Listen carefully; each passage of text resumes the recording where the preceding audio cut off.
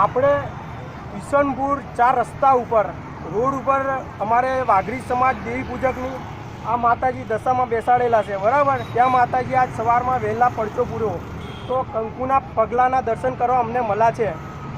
આપણે બધા વોટ્સઅપવાળા પગલાં જુઓ, માતાજીના પગલાંના દર્શન કરો અને જુઓ। બધાને મારી નમ્ર વિનંતી છે કે આ વોટ્સઅપનો વિડીયો પડેલું છે એમના પગ ઉપર માતાજીનું, એ પણ દર્શન કરે। અને સવારમાં કળશમાં જે પાણી હતું, પાણીની જગ્યાએ અંદર ઘઉં બની ગયા છે, એ પણ માતાજીના દર્શન કર્યા છે અમે, અને તમે પણ કરી જુઓ।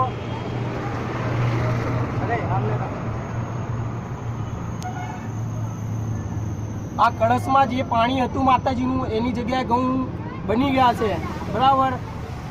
એ જુઓ, દર્શન કરો માતાજીના। આપણે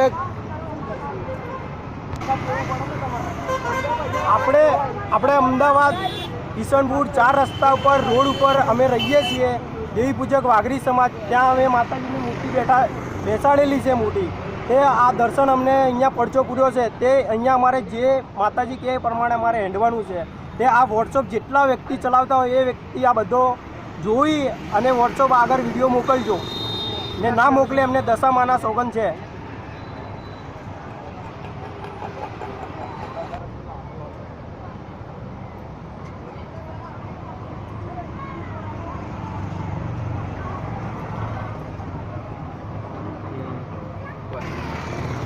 આ છે અમારા ઈસનપુર 4 રસ્તાની રોડ ઉપર માતાજીની મૂર્તિ બેસાડેલી છે।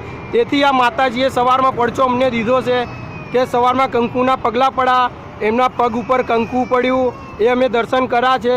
અને જે કળશમાં પાણી હતું એની જગ્યાએ ઘઉં બની ગયા છે, એ પણ અમે દર્શન કર્યા છે।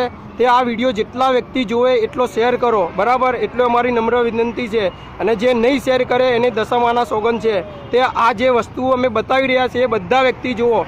આ પહેલાં માતાજીની મૂર્તિ છે એ જુઓ, મૂર્તિના દર્શન કરો, એની પછી કે આ જે કંકુના પગલાં પડ્યા છે એ કંકુના પગલાં પણ જુઓ। આ પગલાંનો સીન છે, પગલાં જુઓ ને દર્શન કરો।